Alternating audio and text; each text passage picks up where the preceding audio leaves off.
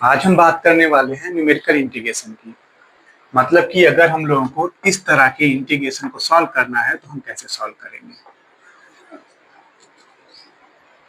तो हम लोगों ने डेफिनेट इंटीग्रेशन में देखा था कि अगर हम लोग को इस तरीके के इंटीग्रेशन को सॉल्व करना है तो इनडेफिनिट इंटीग्रेशन में जो अप्रोचेस हम लोगों ने पढ़े थे, जैसे कि method of substitution, integration by parts, integration by partial fraction, या फिर जो स्पेशल काइंड के फंक्शंस हैं उनको सॉल्व करने के में हम लोगों ने कुछ तरीके देखे थे।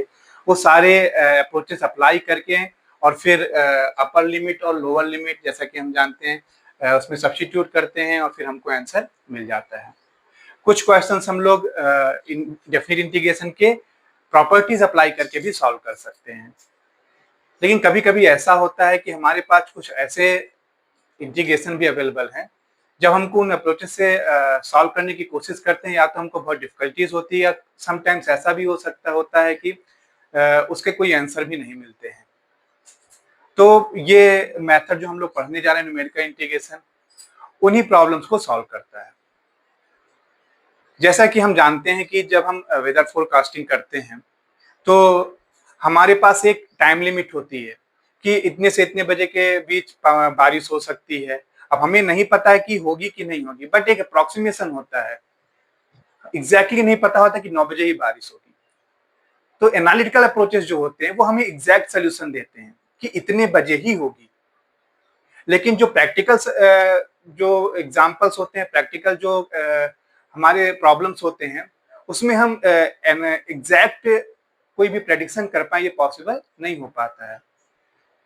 तो उन सब केसेस में हमारे पास एक अप्रोक्सीमेशन होता है, अप्रोक्सीमेट वैल्यूज होती हैं।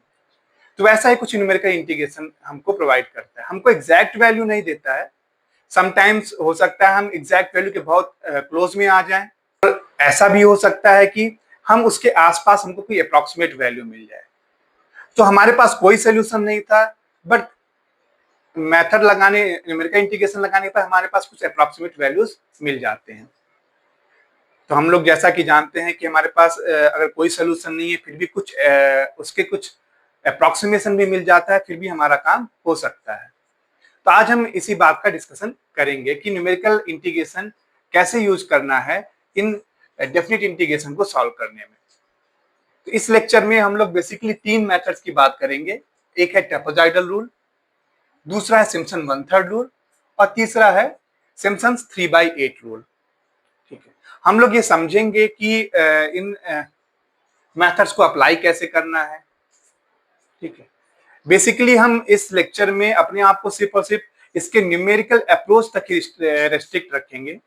ये मेथड आ कैसे रहा है, या फिर इसके जो थ्योरेटिकल बेसिक्स हैं उन पर हम ज्यादा बात नहीं करेंगे, क्योंकि ये लेक्चर हम लोग इंटेंडेड है पॉलिटेक्निक स्टूडेंट्स के लिए, जहां पर अभी फिलहाल हमको सिर्फ और सिर्फ न्यूमेरिकल अप्रोच की जरूरत है। मतलब हम लोग ये देखना देखेंगे कि हम लोग इन मेथड्स को अप्लाई करके इंटीग्रेशन को सॉल्व कैसे करेंगे। तो थोड़ा पहले कुछ बेसिक्स स्टडी करना पड़ेगा। जैसे कि हम जानते हैं कि अगर कोई फंक्शन हमको दिया है y equals to f of x वही फंक्शन है जिसका हम लोग को इंटीग्रेशन करना है। तो चलिए आइए ड्रॉ करते हैं। तो ये हमारा एक्स एक्सिस हो गया, ये हमारा वाई एक्सिस हो गया। ठीक है, एक रैंडम फंक्शन लेते हैं, सपोज इस तरीके का फंक्शन है। ठीक है, इस फंक्शन में ये पॉइंट ए है, पॉइंट बी है, ये हमारा फंक्शन है। ठीक है, ये हमारा फंक्शन। तो अगर हम इस फंक्शन को देखें, अगर ये पॉइंट ए है यहाँ पर, इसका मतलब इस पॉइंट पे इसकी वैल्यू क्या होगी, एफ ऑफ ए। अगर ये पॉइंट बी है तो इस पॉइंट पे इसकी वैल्यू क्या होगी, एफ ऑफ बी। ठीक है, तो न्यूमेरिकल इंटीग्रेशन में हम लोग अप्लाई करने के लिए क्या करते हैं, सबसे पहले जो इंटरवल हमको दिया होगा, मतलब हम लोग को लिमिट दी हुई है ए टू बी। ये कौन सा ए टू बी है, ये वही ए टू बी है जिस रेंज में हम लोग को इंटीग्रेशन करना है, a to b f x d x. ये वही ए टू बी इंटरवल है। तो हम लोग करने क्या जा रहे हैं, हम लोग इस इंटरवल को n इक्वल पार्ट्स में डिवाइड करेंगे। n इक्वल पार्ट्स में, n इक्वल पार्ट में डिवाइड करने वाले हैं। तो हम लोग n इक्वल पार्ट्स में डिवाइड कैसे करेंगे? हम लोगों को एक स्टेप साइज चाहिए, इसके लिए हम लोग को एक स्टेप साइज चाहिए, स्टेप साइज h। तो ये h कैसे हम लोग कैलकुलेट करने वाले हैं? हम लोग ये कैलकुलेट करने वाले हैं b minus a by n से, ठीक है। तो ये क्या करेगा, b minus a by n, अगर हम लोग ने ये स्टेप साइज लिया तो ये इस इंटरवल को n इक्वल पार्ट्स में डिवाइड कर देगा। इसका मतलब क्या हुआ, मतलब a टू b के बीच में हम लोग को n इंटरवल्स मिल जाएंगे, n सब इंटरवल्स मिल जाएंगे, ठीक है। तो जैसे कि हम लोग एक मान लेते हैं, एक पॉइंट ये हो गया, एक पॉइंट ये हो गया, इसी तरीके से हम लोग को ये पॉइंट्स मिल जाएंगे।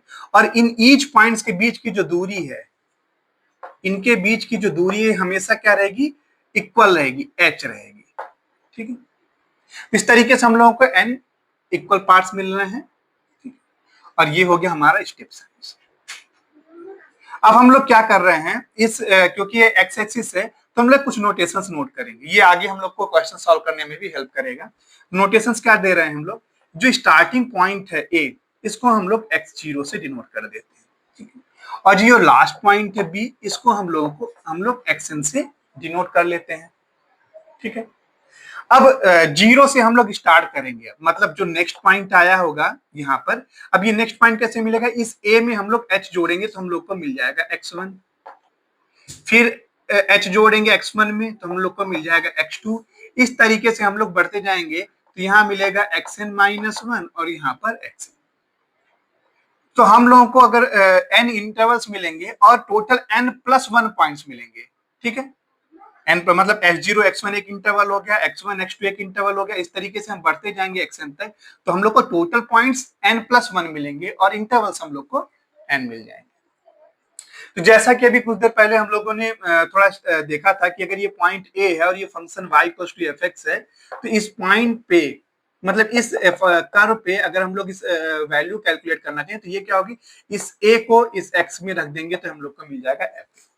तो अब हम लोग इसको भी कुछ नोटेशंस देने की कोशिश करेंगे, कैसे, जैसे ये x0 है, a को हम लोगों ने x0 डिनोट किया है, तो हम लोग इसको क्या इसका नाम दे देंगे, जैसे ये y इक्वल्स टू fx है तो इस पे भी हम लोग सफिक्स लगा देंगे, y0 इसका नाम दे देंगे। इसी तरीके से ये x1 है, ठीक है।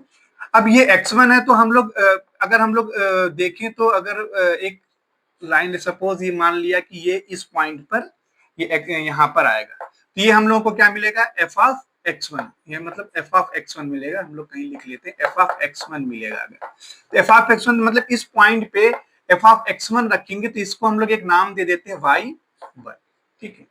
इसी तरीके से हम लोग आगे बढ़ते जाएंगे और ये इसका नाम क्या दे देंगे, xn है, ये b, तो fb क्या हो जाएगा, yn, ठीक है। तो हम लोग मेथड्स पे जाने से पहले एक टेबल बनाना सीखेंगे, ठीक है। उस टेबल के अकॉर्डिंग में हमारे जो तीनों मेथड जो हम लोगों ने नाम लिखा है, वो तीनों के तीनों मेथड्स में वैसे ही टेबल बनाकर हम लोग सॉल्व करने की कोशिश करेंगे। तो टेबल कैसे बनाना है हम लोग को, तो हम लोग क्या करने जा रहे हैं, हम लोग एक ऐसे तरीके से टेबल बना लेते हैं, ठीक है, तरीके से टेबल बना लेते हैं। तो हम लोग जानते हैं किसी भी फंक्शन में दो चीजें, एक डिपेंडेंट वेरिएबल है, इंडिपेंडेंट वेरिएबल है, ठीक है। तो ये हमारा हो जाएगा इंडिपेंडेंट वेरिएबल x का एक बनाएंगे और नीचे एक लिखेंगे y equals to f of x, ये हमारा हो गया फंक्शन डिपेंडेंट वेरिएबल y, ठीक है। अब हम लोग उतने ही टेबल में उतने सारे ब्लॉक्स बना लेंगे जितने पॉइंट्स हम लोगों ने जनरेट किए, सिर्फ यहाँ पर n पॉइंट्स हमने जनरेट किए हैं, तो अब n पॉइंट्स तक क्योंकि एक फिक्स पॉइंट तो है नहीं, तो हम लोग कितने ब्लॉक्स बनाएंगे, अभी हम फॉर एग्जांपल इतना हम लोग डिनोट कर लेते हैं, मतलब बना लेते हैं। अब इसका मतलब क्या हुआ, तो पहला पॉइंट कौन सा होगा, x0 से हमेशा हम लोग स्टार्ट करेंगे, x0, x1, x2, x3, इस तरीके से हम लोग बढ़ते चले जाएंगे। तो जैसे कि हम लोग मान लें कि यहाँ पर एक ब्लॉक और बना लेते हैं, इसको एक ब्लॉक और बना लेते हैं, ये इस तरीके से बढ़ते जाएंगे, मान लिया हम लोग xn तक गए, तो करस्पॉन्डिंग में x0 इस फंक्शन में हम लोग x0 रखेंगे तो हम लोग को y1 मिल जाएगा, x1 रखेंगे तो y2 मिल जाए, सॉरी x0 रखा तो y0 मिलेगा, x1 रखेंगे तो y। ये जो सफिक्स है, ये नोटेशंस हैं, ये हम लोग इसी तरह से रखेंगे। x0 पे y0, x1 पे y1, x2 पे जो कैलकुलेट करेंगे उसको हम लोग y2 लिखेंगे, x3 पे जो कैलकुलेट करेंगे y3 लिखेंगे। इसी तरीके से हम लोग बढ़ते जाएंगे, xn पे जो कैलकुलेट करेंगे वो हम लोग yn लिखेंगे। तो इस तरीके से हर एक क्वेश्चंस में हम लोग को a टू b लिमिट दी होगी, कोई एक फंक्शन दिया होगा। अब a टू b लिमिट दी होगी, कभी कभी आपको एग्जाम में क्वेश्चंस में दिया होगा कि स्टेप साइज दी होगी, ठीक है, या फिर आप लोग को n की वैल्यू दी होगी, कितने सब इंटरवल्स में डिवाइड करना है। अगर n की वैल्यू दी हुई है तो हम लोग h की वैल्यू कैलकुलेट कर सकते हैं, b minus a by n. और अगर h की वैल्यू दी हुई है तो हम लोग n की वैल्यू कैलकुलेट कर सकते हैं, b माइनस ए, मतलब यहां से h equals to b minus a by n का फॉर्मूला लगा के। और हम लोग को ध्यान रहे, अगर हम लोगों ने n जितना लिया है उससे एक ज्यादा पॉइंट्स हम लोगों को यहाँ पर मिलने वाले हैं, ठीक है। तो अगर ये बात हमको समझ में आती है तो हम थोड़ा अब आगे बढ़ेंगे कि मेथड्स के फार्मूले क्या है और हमको यूज कैसे करेंगे। अच्छा, उन पे जाने से पहले अब थोड़ा सा हम लोग इसी ग्राफ हम लोगों ने बनाया तो यहाँ पर हम थोड़ा डिस्कस कर ही लेते हैं। तो जैसा कि हम लोगों ने जब एप्लीकेशन ऑफ इंटीग्रेशन पढ़ रहे थे तो हम लोगों ने देखा था कि अगर a to b f h d x है तो हम लोगों को यहाँ से ये एक और चीज हमको बताता है कि एरिया अंडर द कर्व, इस टाइप का कर्व है तो इसके अंदर की एरिया क्या है, ठीक है। इसका मतलब कि जो डेफिनेट इंटीग्रेशन है एक एरिया कैलकुलेट करने का एक पावरफुल तरीका भी है। तो कुछ ऐसे फंक्शन जिनका हम लोग को एरिया कैलकुलेट करना है तो हम इंटीग्रेशन लगा के कैलकुलेट कर सकते हैं। अगर यहीं से हम लोग को एक आइडिया मिलता है न्यूमेरिकल इंटीग्रेशन का भी, क्योंकि हमको पता है कि ये इंटीग्रेशन हमको एरिया देता है। इसका मतलब अगर एरिया पता है तो हम इस इंटीग्रेशन को भी बता सकते हैं। तो वही हम लोग आइडिया न्यूमेरिकल इंटीग्रेशन में लगाने की कोशिश करते हैं। जैसे कि हम लोग यहाँ पर अगर देखें, अगर हम फॉर एग्जाम्पल अभी हम लोग इसको देखें तो जैसे कि अगर हम इसको एक स्क्वायर बनाने की कोशिश करते हैं, अगर हम लोग यहाँ से एक स्ट्रेट लाइन यहाँ से ड्रॉ कर दें इस तरीके से, ठीक है, इस तरीके से एक स्ट्रेट लाइन ड्रॉ कर लेते हैं, ठीक।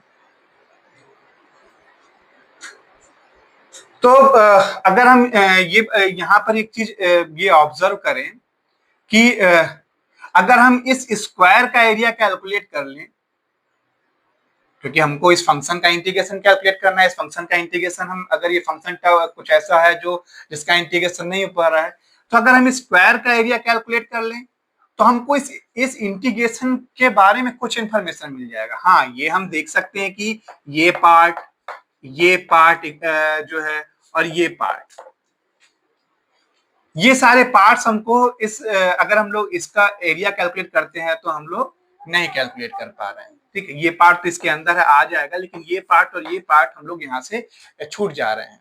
इसका मतलब जो आंसर आएगा वो एग्जैक्ट नहीं होगा, बट थोड़ा बहुत अप्रोक्सीमेशन हम लोग को इस इंटीग्रेशन का मिल जाएगा। तो कुछ ऐसा ही आइडिया हम लोग आज पढ़ने वाले हैं। तो आइए बात करते हैं हमारे पहले मेथड की, जिसको हम लोग कहते हैं ट्रेपेजॉइडल मेथड या समलंबी नियम।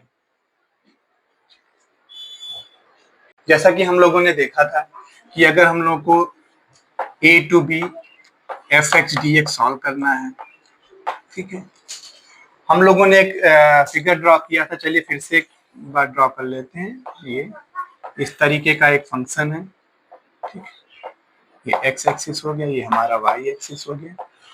ए टू बी के बीच में हम लोग इसे इंटीग्रेशन को कैलकुलेट करना चाहते हैं। ट्रेपेजॉइडल का मतलब होता है समलंबी नियम। जैसा कि हम लोगों ने बात की थी कि अगर हम लोग कोई कर्व एक स्क्वायर बना लिया था और फिर स्क्वायर का एरिया कैलकुलेट कर लिया तो हम लोग को एक अप्रोक्सीमेशन मिल रहा था, तो वैसा ही हम लोग ट्रेपेजॉइडल मेथड जो है यहाँ स्क्वायर की बात नहीं करता, एक समलंब की बात करता है। इसका मतलब हम लोग अगर इस पूरे के पूरे जो कर्व है इसको हम लोग अप्रोक्सीमेट करें एक समलंब से, मतलब अगर हम लोग एक समलंब ड्रॉ करना चाहते हैं तो इस तरीके का एक समलंब बना लिया, ठीक है। अब इस समलंब का हम लोग एरिया कैलकुलेट कर लेंगे। यही जो एरिया हम लोगों को मिलेगा वही हम लोग बोलेंगे इस समलंब का मतलब इस इंटीग्रेशन का अप्रोक्सीमेशन है। लेकिन जैसा कि हम लोग देख रहे हैं कि जब हम लोग समलंब कैलकुलेट कर रहे हैं तो हम लोग को ये एक्स्ट्रा वैल्यूज मिल रही है और यहाँ पर हम लोग का ये पॉइंट छूट पर इतना वैल्यू छूट रही है, तो अप्रोक्सीमेशन मिलेगा। तो न्यूमेरिकल इंटीग्रेशन का आइडिया क्या है कि अगर हम लोग एक समलंब बनाते हैं तब हमारे इतने ये पॉइंट छूट रहे हैं, इसमें हम लोग क्या करते हैं, जैसा कि हम लोग ने बात की थी कि हम लोग ये ए टू बी के बीच में इसको डिवाइड कर लेंगे, ठीक है। कैसे डिवाइड करेंगे, एन सब इंटरवल्स में, और ये एन की वैल्यू क्या होती है, b minus a by h. कुछ इक्वल डिस्टेंस लेकर ए से बी के बीच को हम लोग डिवाइड करने वाले हैं, ठीक, ए से बी के बीच को डिवाइड करने वाले हैं। और इनका नाम हम लोग क्या देने वाले हैं, एक होगा x0, स्टार्टिंग x0 से होगा, और बी पॉइंट को हम लोग xn बोलेंगे, ठीक है। तो नेक्स्ट पॉइंट क्या हो जाएगा, ये हो जाएगा x1, ये हो जाएगा x2, इसी तरीके से हम लोग बढ़ते जाएंगे, ये सपोज हो जाएगा xn माइनस फिर xn, ठीक है।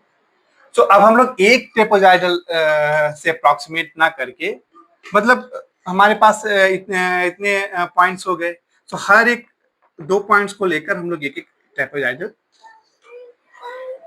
बनाएंगे और फिर इस तरीके से हम लोग इसको अप्रोक्सीमेट करेंगे, ठीक है। तो इस तरीके से हम लोग अप्रोक्सीमेट करने की कोशिश यहाँ पे करेंगे और इन सारे जो समलंब हैं इनके एरिया को हम लोग सम अप कर देंगे, तो हम लोग को इस इंटीग्रेशन का अप्रोक्सीमेट वैल्यू मिल जाएगा। ये n जितना लार्ज रख रहे हैं हम लोग, n जितना लार्ज रखेंगे उतना ही क्लोज अप्रोक्सीमेशन हम लोग को मिलता है, ठीक है। तो आइए हम लोग इसका फार्मूला लिखते हैं। अब हम लोग को पता है समलंब का जो एरिया होता है वो एरिया का फार्मूला जो होता है ये बेस, ठीक है, बेस, और फिर ये जो भुजाएं हैं इनका एडिशन और डिवाइडेड बाई 2। तो कुछ ऐसा ही फार्मूला हम लोग को यहाँ पर मिलने वाला, तो इसका हम लोग का इंटीग्रेशन का अप्रोक्सीमेट वैल्यू मिलता है। देखिए हम लोग इक्वल टू नहीं लगाएंगे, इसलिए ये इस इंटीग्रेशन की अप्रोक्सीमेट वैल्यू देता है। तब अब हम लोग नंबर ऑफ ये सम अप कर रहे हैं ना, तो हम लोग को क्या मिलेगा, h/2 इंटीग्रेशन f।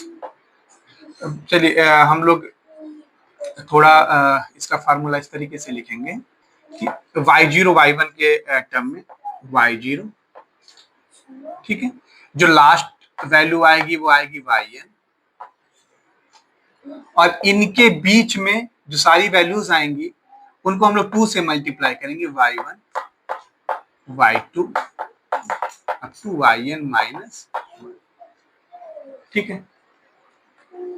अब y0 y1 y2 yn ये सारी चीजें क्या है, हम लोगों ने अभी देखा था कि हम लोगों ने टेबल बनाया था, x0 x1 x2 लिखा था, फिर उसके बाद y0 y1 y2 ये वैल्यूज कैलकुलेट करे थे।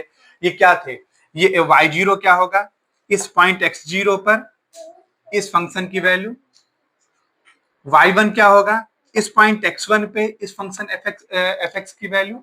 इस तरीके से हम लोग एक टेबल बनाएंगे, ठीक है। तो टेबल इस तरीके से टेबल बनाएंगे हम लोग, फिर से हम लोग एक बार टेबल समझ लेते हैं, ठीक है, टेबल समझ लेते हैं हम लोग। चलिए अब हम लोग थोड़ा एक काम करते हैं, एक बार n की वैल्यू 5 के लिए टेबल बना लेते हैं। n की वैल्यू अगर 5 है तो हम लोग को पता है x यहाँ पर x होगा, यहाँ y equals to f of x होगा, ठीक है।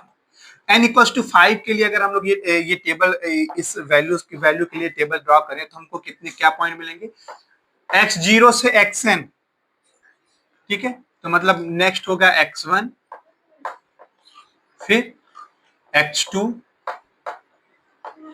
फिर x3, फिर x4 और फिर x5, ठीक है। तो हम लोग यहाँ देखा ना, x0 से स्टार्ट कर रहे हैं, xn तक जा रहे हैं, और n वैल्यू हम लोगों ने अगर 5 ले लिया तो x5 तक जाएंगे।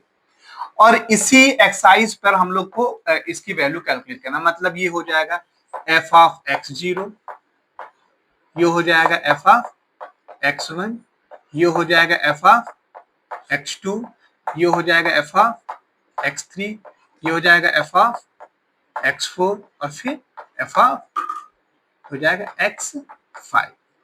और इसी को हम लोग नाम देंगे y0, y1, ये हो जाएगा y2, ये हो जाएगा y3, y4 और यहाँ हो जाएगा y5। ठीक है, तो ये हमारा ट्रेपेजॉइडल का फार्मूला हुआ। अगर n इक्वल टू 5 के लिए हम लोग कैलकुलेट कर रहे हैं तो हम लोगों ने x0, x1, x2, x3, x4, x5 भी कैलकुलेट कर लिया। ठीक है, ये y0, y1, y2, y3, y4, y5 भी कैलकुलेट कर लिया। ठीक, और h हम लोग को पता है h क्या होगा, x0 और x1 के बीच की दूरी, क्योंकि सारे इक्वल पार्ट्स हैं। यहाँ पर हम लोगों ने देखा था ना, ये जो दूरी होती है यही h होती है, इतनी दूरी h है हमारी, ये भी हमको पता है। तो अगर हम इस n इक्वल्स टू 5 के लिए, n इक्वल्स टू 5 है, इसके लिए ट्रेपेजॉइडल फार्मूला लिखें तो हम लोग को क्या मिलेगा, यहाँ पर हम लोग लिखते हैं फिर से ये फार्मूला, तो हम लोग को मिलेगा h/2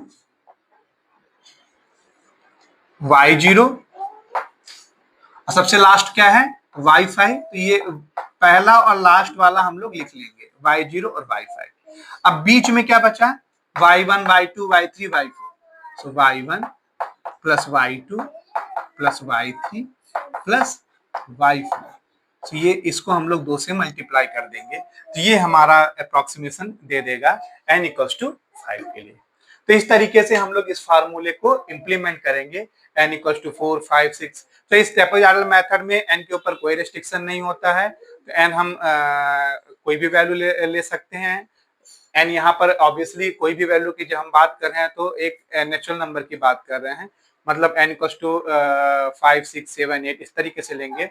n कभी भी डेसिमल में नहीं होगा, ठीक है, या निगेटिव नहीं होगा, ये फ्रैक्शन नहीं होगा। ठीक है, तो ये हमेशा जब भी रहेगा तो एक इंटीजर एक नेचुरल नंबर होगा, that is n equals to 5, 6, 7। एक लार्ज नंबर लेंगे, जितना लार्ज नंबर लेंगे उतनी अच्छा अप्रोक्सीमेशन मिलेगा। तो एग्जाम पर्पज से हम बात करते हैं जब, तो कभी कभी एग्जाम में n की वैल्यू दी होती है, कभी कभी नहीं दी होती है, क्योंकि पॉलिटेक्निक एग्जाम में जब हम बात करते हैं तो कैलकुलेटर अलाउड नहीं होता है। तो n की वैल्यू एग्जाम में अगर दी भी होगी तो मैक्सिमम 5 या 6 तक ही दी जाती है, और अगर n की वैल्यू ना दी हो तो हम कोशिश करेंगे कि बहुत ज्यादा लार्ज वैल्यू नहीं लेंगे, n इक्वल्स टू 4 या 5 तक ही हम कैलकुलेट करके दिखाने की कोशिश करेंगे, क्योंकि फिर आपका कैलकुलेशन बहुत टेडियस हो जाएगा और फिर हमको प्रॉब्लम हो सकती है। ठीक है, अगर फंक्शन कोई ऐसा डिफिकल्ट सा मिल गया जिसमें हमको वैल्यू कैलकुलेट करनी है तो फिर हमारा समय उसमें जा सकता है। तो इसलिए हम हमेशा n की वैल्यू 4, 5 तक रखने की कोशिश करेंगे अगर एग्जाम में n की वैल्यू नहीं दी हुई है। ठीक है, तो ये तो हम लोगों ने फार्मूला समझा। ठीक है, और n इक्वल्स टू 5 के लिए हम लोगों ने टेबल बनाने की भी कोशिश की, और n इक्वल्स टू 5 के लिए हम लोगों ने ट्रेपेजॉइडल का फार्मूला भी लिखा। तो आइए हम लोग एक न्यूमेरिकल एग्जांपल लेते हैं और देखते हैं कि कोई इंटीग्रेशन लेकर हम लोग इस ट्रेपेजॉइडल मेथड को कैसे अप्लाई करते हैं। क्वेश्चन सॉल्व करते हैं कि integration 1 to 5 dx upon 1 plus x using trapezoidal method. वैसे तो हम लोग इस क्वेश्चन को नॉर्मल मेथड से भी इजीली सॉल्व कर सकते हैं, बट यहाँ पर हम लोग कुछ नॉर्मल सा ही क्वेश्चंस पे एग्जाम में भी ऐसे ही कोई नॉर्मल से फंक्शन के इंटीग्रेशन आते हैं। वैसे तो हम जैसे कि बात कर रहे थे कि मेथड को अप्लाई करना, कुछ ऐसे कॉम्प्लिकेटेड से इंटीग्रेशन मिल जाते हैं तो हम लोग ये आइडिया अप्लाई करते हैं, बट स्टडी करने के लिए हम लोग कुछ नॉर्मल से इंटीग्रेशन लेते हैं, क्योंकि हमको इसका इंटीग्रेशन भी पता है तो थोड़ा हम लोग को कंपैरिजन करना आसान हो जाता है कि ये मेथड से जो हम लोग अप्लाई कर रहे हैं वो सही आंसर दे रहा है या फिर नहीं दे रहा है, या बहुत लार्ज एरर तो नहीं आ रही है। तो जैसा कि इस क्वेश्चन में दिया हुआ है कि 1 to 5 dx upon 1 plus x को हम लोग को सॉल्व करना है इंटीग्रेशन ट्रेपेजॉइडल मेथड यूज करके। अब इस क्वेश्चन में ना तो हमको n दिया हुआ ना तो h दिया हुआ है, तो अगर इस तरीके का कोई क्वेश्चन एग्जाम में आता है तो n और h हम अपने स्वयं से मान सकते हैं। ठीक है, लेकिन क्या मानेंगे, जैसा कि ट्रेपेजॉइडल मेथड के लिए ऐसा कोई रेस्ट्रिक्शन नहीं है कि क्या मानना है। ठीक है, लेकिन हम अपने हिसाब से, जैसा कि हम लोगों ने बोला, मतलब बात की इसकी कि एग्जाम पर्पस से अगर हम देखते हैं तो एन अगर हम बहुत लार्ज ले लेंगे तो हमारा कैलकुलेशन बहुत डिफिकल्ट हो जाएगा, इसलिए हम 4 to 5 पर रिस्ट्रिक्ट रखने की कोशिश करेंगे। तो यहाँ के लिए भी हम लोग वैसा ही कुछ करते हैं, एन इक्वल्स टू हम लोग ले लेते हैं 4, ठीक है। अगर एन इक्वल्स टू 4 ले लिया हम लोगों ने तो हम लोग अब एच की वैल्यू कैलकुलेट कर सकते हैं। एच क्या हो जाएगा हमारा, b minus a by n, that is 5 minus 1 by 4, ठीक है। सो 5 माइनस 1 बाई 4 ये क्या हो जाएगा आपका, तो हम लोग को h की वैल्यू भी मिल गई। अब जैसे ही h की वैल्यू मिल गई तो सबसे पहला काम हम टेबल बनाएंगे, ठीक है। यही तरीका सारे मेथड पे हम लोग को करना है। पहले हम लोग को n दिया हो तो ठीक है, नहीं दिया हो तो हम लोग ले लेंगे let n equals to 5, let कर लें या फिर टेक कर लें, या फिर लेट से बेटर हम लोग लेट की जगह पे हम लोग लिखेंगे टेक n इक्वल्स टू 4, ठीक है। अब जैसे ही n इक्वल्स टू 4 लेंगे, हमको h का फार्मूला पता, b minus a by n, b मतलब अपर लिमिट, a मतलब लोअर लिमिट, 5 माइनस 1, n की वैल्यू हम लोग को मान रखी है 4, तो 5 माइनस 1 बाई 4, 4 बाई 4 हो गया 1, ठीक है। h की वैल्यू जैसे ही मिल गई, अब हम लोग टेबल बनाएंगे, ठीक है। हम लोग टेबल बना लेते हैं, ठीक है। तो हम लोग को पता है, जैसे हम लोग टेबल बनाते हैं, एक तरफ x रहेगा, यहाँ x रहेगा, यहाँ y रहेगा, और ये y कोई कुछ और नहीं, ये कौन सा function, 1 by 1 plus x, 1 by 1 plus x, ठीक। अब हम लोगों ने कितना n इक्वल्स टू 4 लिया है, मतलब 1 2 3 4, ठीक है। जैसा कि हम जानते हैं अगर n इक्वल्स टू 4 लिया तो हमको 5 पॉइंट्स मिलने वाले हैं, तो उसी तरीके से हम लोगों ने 5 डिवाइड कर लिया। अब हम लोग यहाँ लिखेंगे x0 आ जाएगा, मेरा x1 आ जाएगा, x2 आ जाएगा, x3 आ जाएगा, सॉरी x4 आ जाएगा, हाँ ठीक है। अब x0 क्या है, इनिशियल जो है, जो लोअर लिमिट है, वो 1 हो गया। अब x1 क्या हो जाएगा, 1, और जितना स्टेप साइज आएगा 1 प्लस 1, यहाँ क्या आ जाएगा 2। x2 क्या हो जाएगा, इसी 2 में फिर से स्टेप साइज को जोड़ देंगे, ये स्टेप साइज 2 प्लस 1 3, फिर से 1 जोड़ देंगे, 3 प्लस 1 4, फिर से 1 जोड़ देंगे, 4 प्लस 1, हम लोग को मिल गया 5, ठीक है। इस तरीके से 1 2 3 4 5 हम लोग को ये वैल्यूज मिल गई। अब आप देख भी सकते हैं कि आपने ये जो बीच के पॉइंट सही लिखे हैं कि नहीं लिखे हैं। आप 1 से स्टार्ट करेंगे और जब आप स्टेप साइज जोड़ते जाएंगे तब आपका जो एक्शन जो लास्ट वाला पॉइंट होगा वो 5 ही मिलेगा। तो 1 से स्टार्ट किया, 1 1 जोड़ते गए और लास्ट पे हम लोग को 5 मिला, ठीक है। तो ये छोटे छोटे पॉइंट्स है जो हम लोग चेक भी करते रहेंगे कि हम लोगों ने सही से कैलकुलेशन की तरफ बढ़ रहे हैं या नहीं। फिर उसके बाद अब हम लोग को ये इन जो वैल्यूज आई हैं x की, इस पर इस फंक्शन को कैलकुलेट करना है। अगर हम लोग यहाँ पर इसको रखें 1 बाई 1 प्लस x की वैल्यू कितनी है 1 है, तो 1 प्लस 1 तो कितना हो जाएगा 1 बाई 2। तो यहाँ हम लोग लिख लेते हैं 1 बाई 2। अब ये x1 की वैल्यू रख दें, यहाँ 2 रख दें, तब कितना हो जाएगा 1 बाई 3। अगर फिर यहाँ पर 3 रख दें तो कितना मिल जाएगा 1 बाई 4, ठीक है। अब 4 रखेंगे तो 1 बाई 5 और 5 रखेंगे तो 1 बाई 6, ठीक। इस तरीके से हम लोगों ने इसको लिख लिया।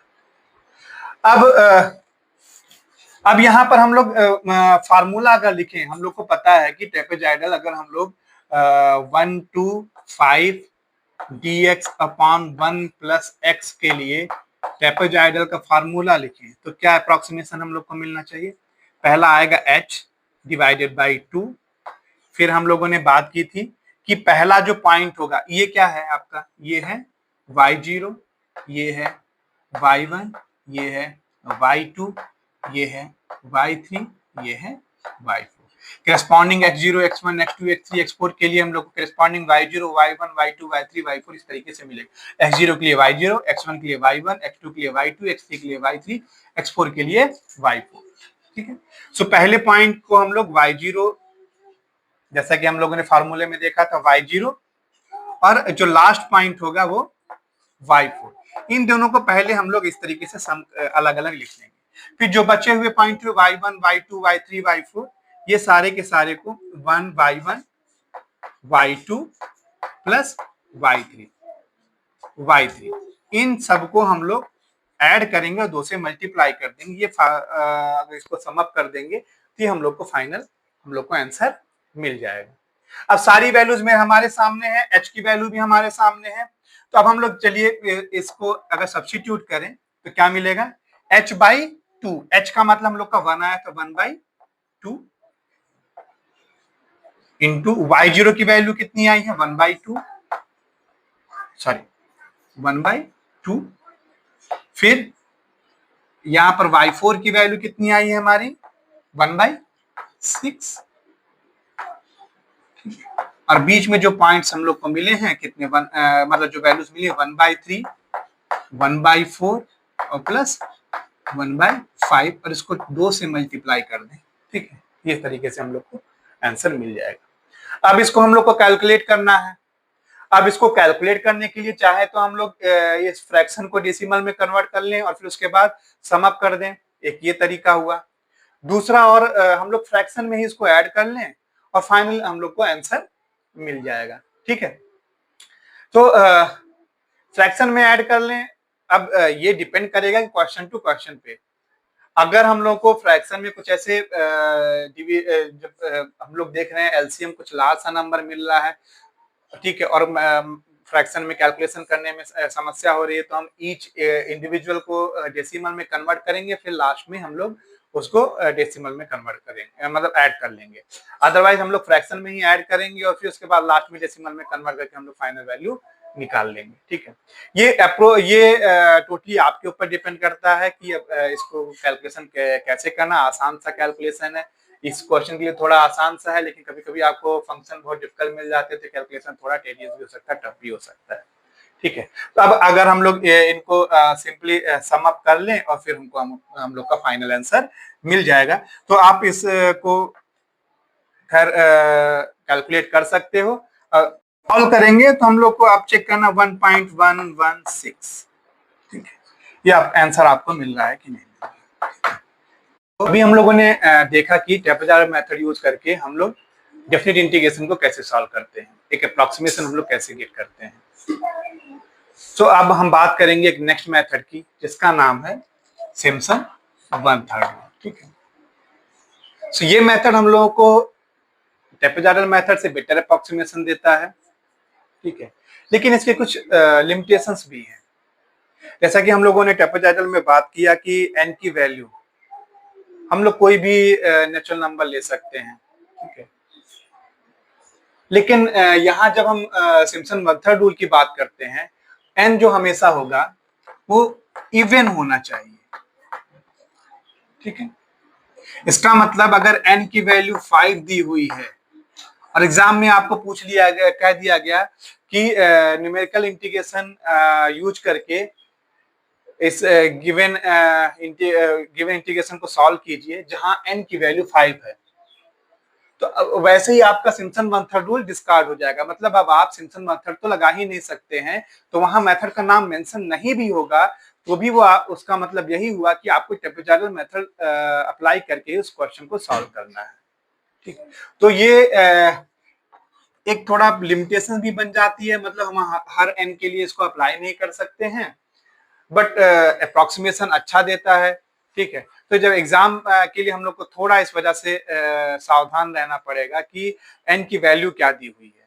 ठीक है, अगर n की वैल्यू आपको नहीं दी हुई है तो आप जो भी मानते हैं, आपके जो मेथड यूज करना चाहते हैं उस मेथड के हिसाब से आप लोग को n की वैल्यू चूज करनी है। ठीक है, तो आइए देखते हैं कि सिम्पसन वन थर्ड का फॉर्मूला क्या होता है। अगर आपको a to b fx dx ये इंटीग्रेशन सॉल्व करना है। ठीक है, so Simpson one third rule formula याद करना आसान है, बहुत डिफिकल्ट नहीं है। हम लोग को लिखना कैसे है, h वही h क्या है, फिर से हम लोग एक बार समझ लेते हैं। h क्या है, b minus a by n। मतलब गिवन n के लिए जो h की वैल्यू दी होगी। फिर उसके बाद यहाँ पर 1/3 रूल, याद करना आसान है, 1/3 का मतलब यहाँ 3 से डिवाइड है, ठीक है। फिर उसके बाद क्या है, y0 जो फर्स्ट वैल्यू होगी और जो लास्ट वैल्यू होगी, जो फर्स्ट वैल्यू होगी और जो लास्ट वैल्यू होगी उसको हम लोग इस तरीके से पहले से लिख लेंगे। फिर उसके बाद फर्स्ट वैल्यू और लास्ट वैल्यू लिख लिए। अब उसके बाद हम लोग दो पार्ट में इसको तोड़ के लिखेंगे। कैसे दो पार्ट में का मतलब, तोड़ने का मतलब क्या हुआ, पहले पार्ट में हम लोग इस तरीके से लिखेंगे कि y0 y1 लिख रहे हैं तो सारे और जितने हैं y1 y3 इस तरीके से हम लोग पूरा लिखेंगे, ठीक है। फिर यहां पर हम लोग लिखेंगे y2 y4, इस तरीके से हम लोग इसको, तो हम लोगों ने देखा y0 और yn इसको हम लोगों ने लिख लिया। फिर दो पार्ट में अलग अलग करेंगे, मतलब जिनके सफिक्स में ऑड होंगे 1 3 5 इनको एक साथ लिखेंगे, 2 4 6 उन सारी वैल्यूज को एक साथ लिखेंगे, ठीक है। जो इवन वाले हैं उनको 2 से मल्टीप्लाई करेंगे और जो ऑड वाले हैं उनको 4 से मल्टीप्लाई करेंगे। तो ये हमारा सिम्पसन 1/3 का फार्मूला बन जाता है। फार्मूला थोड़ा लंबा सा है, तो ट्रेपेजॉइडल हर n के वैल्यू के लिए भी काम करता है और उसका फार्मूला थोड़ा इजी भी था याद करने के लिए। सिम्पसन 1/3 का थोड़ा फार्मूला थोड़ा कभी कभी हम लोग को कंफ्यूजन होता है कि 2 किसके साथ मल्टीप्लाई करना है या 4 किसके साथ मल्टीप्लाई करना है।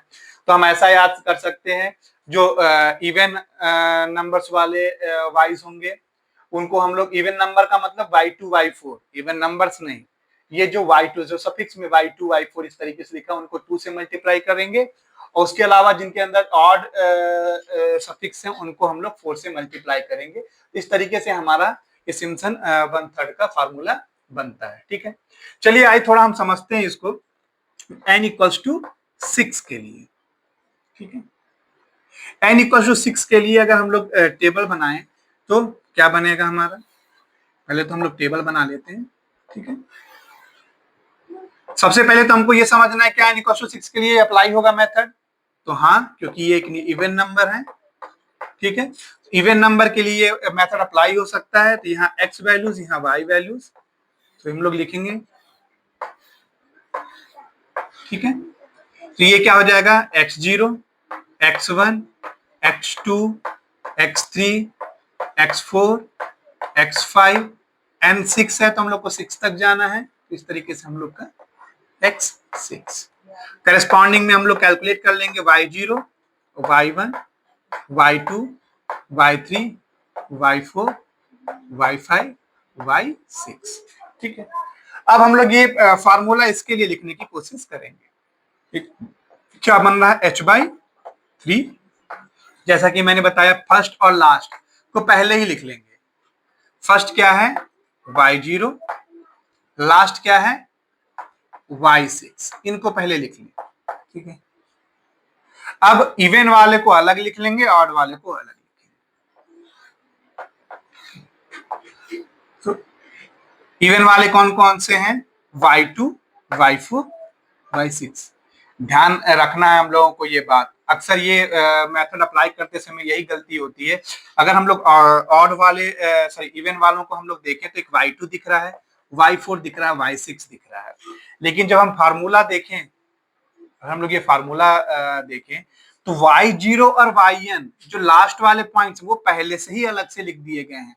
मतलब जब हम लोग 2 से मल्टीप्लाई करेंगे तो ये लास्ट वाला पॉइंट इसमें इंक्लूडेड नहीं रहेगा। ये अक्सर होता है कि हम लोग ये इवन दिख रहा होता है तो हम लोग इसको एक साथ लिख लेते हैं और वहीं पे हमारा थोड़ा आंसर गलत आ जाता है। तो हमारे पास दो ही है y2 y4, मतलब y2 y4, ठीक है। तो इनको हम लोग किससे मल्टीप्लाई कर लेंगे, ये हो जाएगा 2 से मल्टीप्लाई हो जाएगा, ठीक है।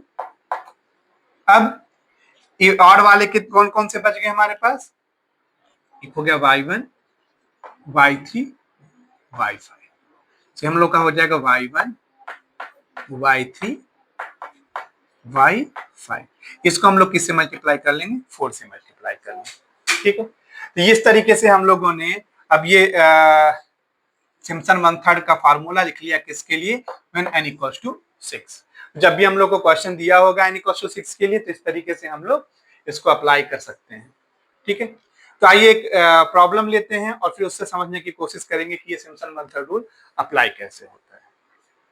चलिए आइए तो एक प्रॉब्लम लेते हैं। यहाँ पर दिया हुआ है integration D x by x, limit है 1 से 2 यूजिंग सिम्पसन मेथड रूल, और यहाँ n की वैल्यू दी हुई है n equals to 4।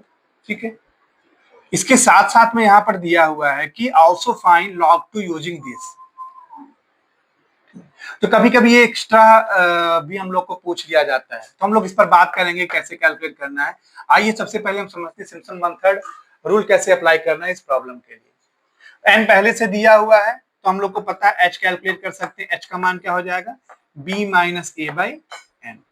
So b का मान है 2, a का मान है 1 और n का मान है 4। ये कितना हो जाएगा 1 बाई। चलिए टेबल ड्रॉ करते हैं। ठीक है, सो ये हो जाएगा x और y, x ये हो जाएगा y। ठीक, y हम लोग को इंटीग्रेशन में दिया हुआ 1 बाई एक्स, तो ये हो जाएगा 1 बाई एक्स। ठीक है, तो टेबल में हम लोग को n 4 दिया हुआ, तो टोटल 5 पॉइंट हम लोग को मिलेंगे। तो मतलब x0, x1, x2, x3, x4 इस तरीके से। तो इनिशियल पॉइंट 1 है तो यहाँ पर 1 आ जाएगा। ठीक है, अब 1 प्लस 1 बाई 4 अगर हम लोग करें तो कितना होगा, 4 1 5 बटे 5 बाई 4। तो यहाँ x1 की वैल्यू क्या हो जाएगी 5 बाई 4। ठीक है, x2 क्या हो जाएगा, सो 5 बाई 4 में फिर से हम लोग h जोड़ेंगे। h क्या है 1 बाई 4, तो कितना हो जाएगा 6 बाई 4। तो 6 बाई 4 मिल गया हमको। अब 6 बाई 4 में फिर से हम लोग 1 बाई 4 जोड़ दें तो क्या मिल जाएगा 7 बाई 4। ठीक है, अब 7 बाई 4 में हम फिर से 1 बाई 4 जोड़ दें तो कितना मिल जाएगा 8 बाई 4, और 8 बाई 4 का मतलब होता है 2। और हम लोग देख सकते हैं कि अपर लिमिट भी 2 है और हम लोग को ये 2 ही मिलना था। ठीक है, इस तरीके से हम लोगों ने x वैल्यूज कैलकुलेट कर ली। अब इन x वैल्यूज पे 1 बाई x का मान रखेंगे और हम लोग कैलकुलेट करेंगे। अगर x equal to x0 equal to 1 है तो 1 बाई x में रखेंगे तो हम लोग को 1 मिल जाएगा।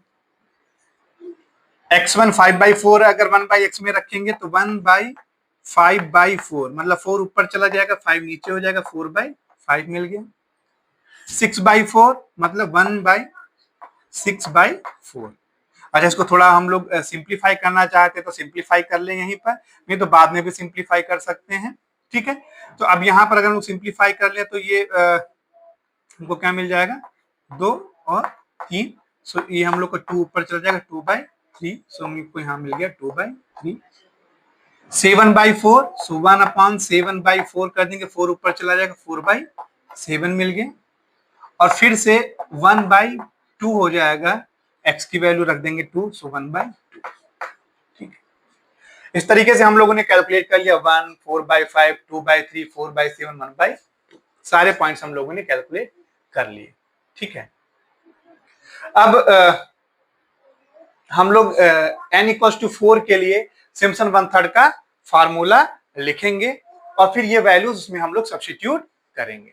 ठीक है, तो आइए हम लोग इसका पहले फार्मूला लिखते हैं, a to b fx dx। ठीक है, कैसे लिखना है तो हम लोग को पता है कैसे लिखना है, h बाई 3।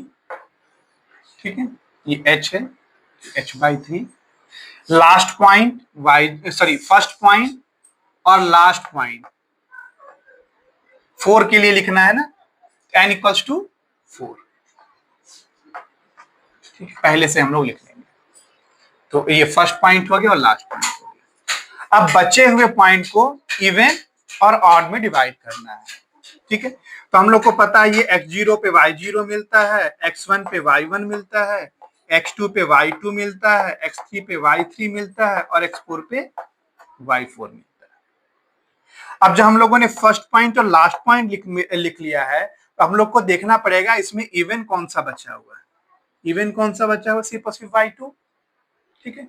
तो हम लोगों ने जैसा कि सीखा था कि हम लोग सिर्फ और सिर्फ इवन लिख लेंगे, इवन लिख लिया, और जो इवन नंबर हुआ उसके बाद जो ऑड है उसको लिख लेंगे एक साथ।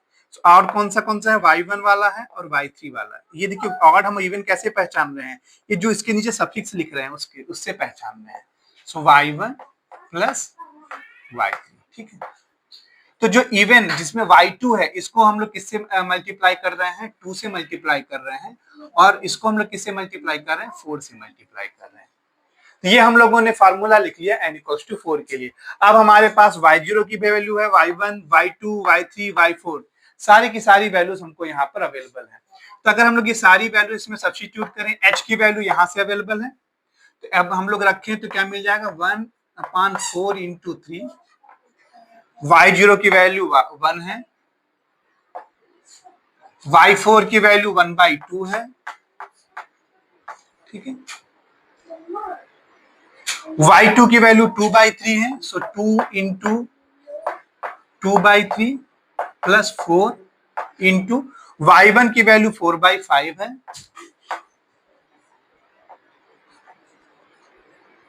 और y3 की वैल्यू 4/7 है, ठीक है।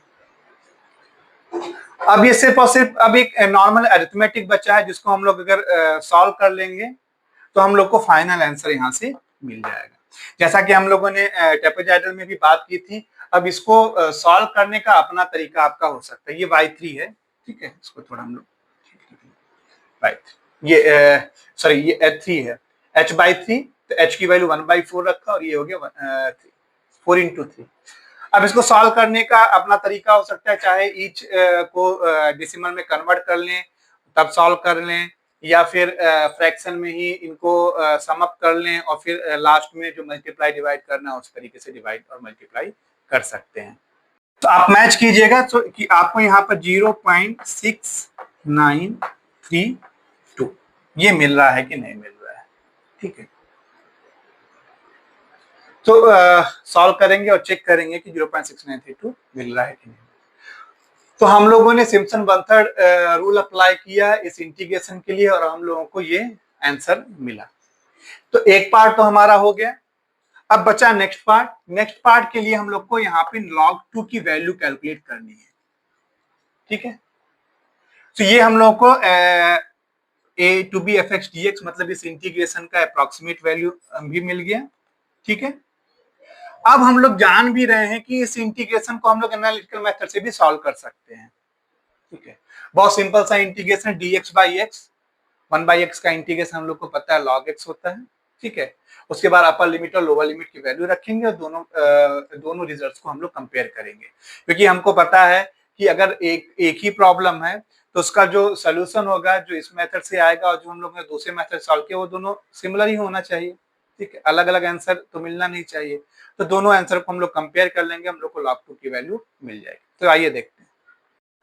तो हम लोगों ने देखा कि हम लोग को dx अपॉन x 1 to 2 0.6932 ये हम लोग को सिम्पसन मेथड से मिल गया। ये हम लोग इक्वेशन दे देते हैं।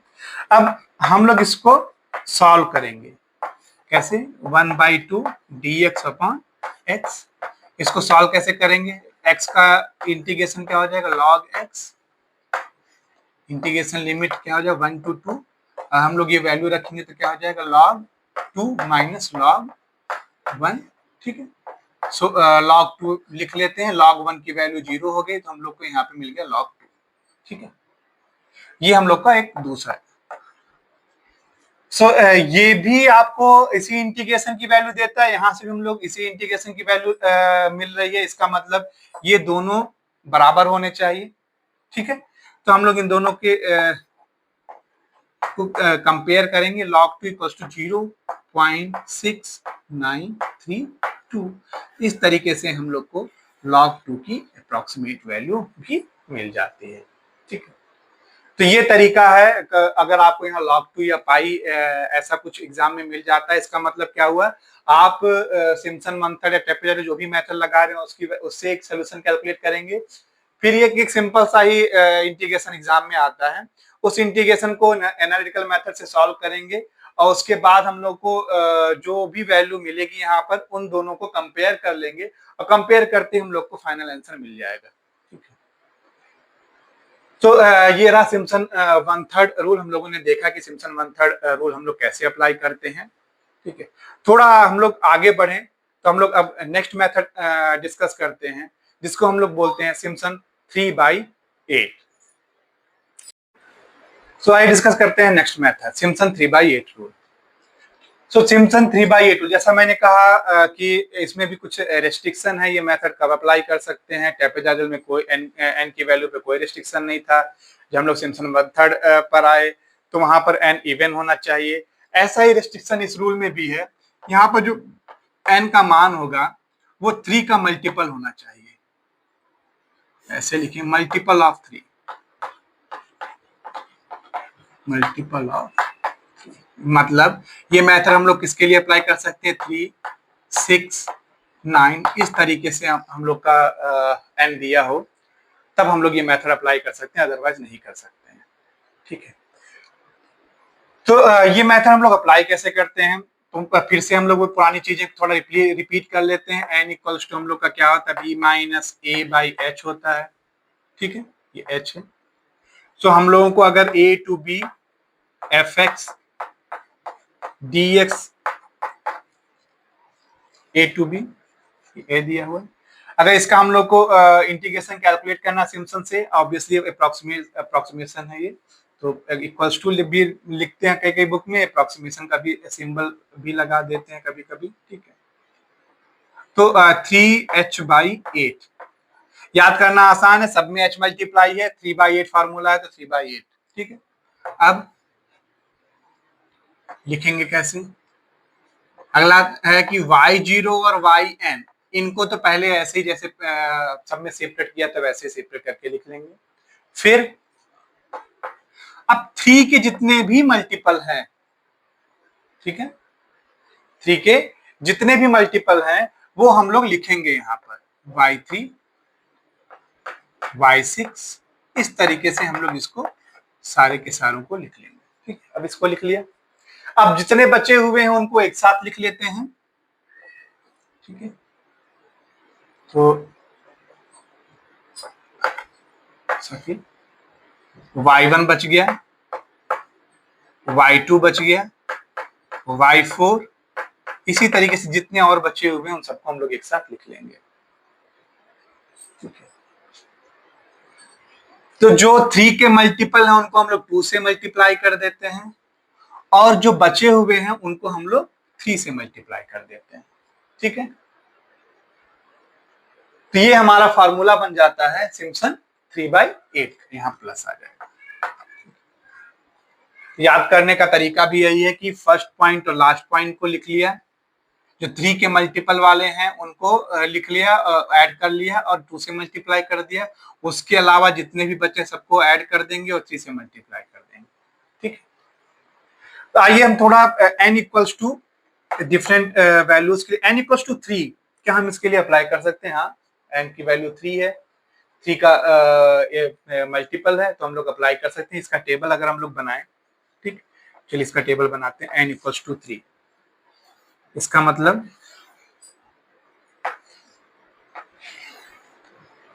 x हो गया, ये y हो गया। n इक्वल्स टू 3 है मतलब हम लोग को 4 पॉइंट मिलेंगे। ठीक है, तो ये हो गया x0, x1, x2, x3।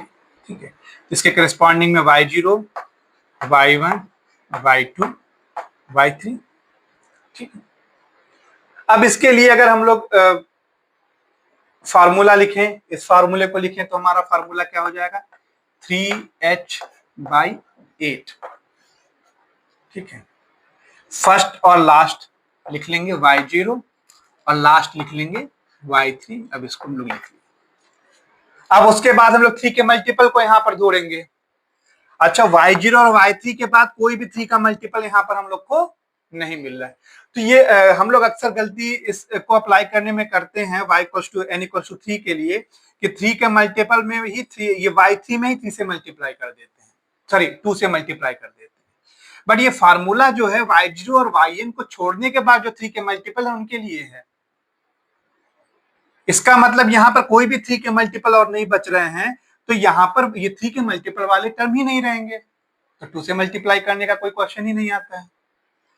तो अब हम लोग के पास जो बचे हुए हैं 3 के मल्टीपल के अलावा y1 और y2, सो y1 और y2 बस इनको हम लोग ऐड कर लेंगे और 3 से मल्टीप्लाई कर देंगे, तो यही हमारा फार्मूला बन जाएगा।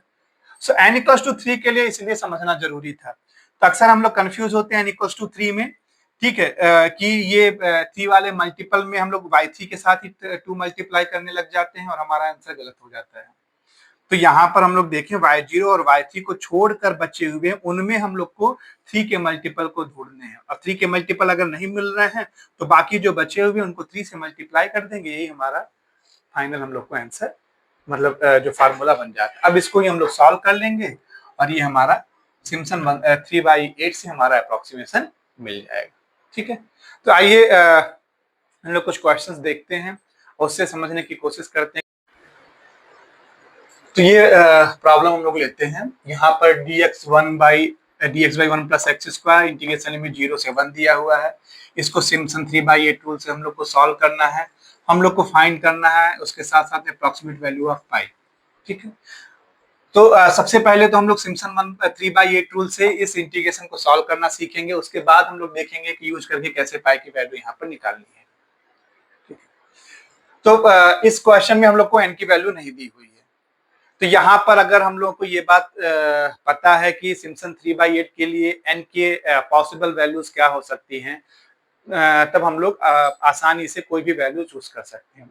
और याद रखना है क्योंकि कैलकुलेटर अलाउड नहीं है, तो हम लोग छोटी वैल्यू लेंगे, बहुत लार्ज वैल्यू नहीं लेंगे जिससे हमारा कैलकुलेशन बहुत डिफिकल्ट बने।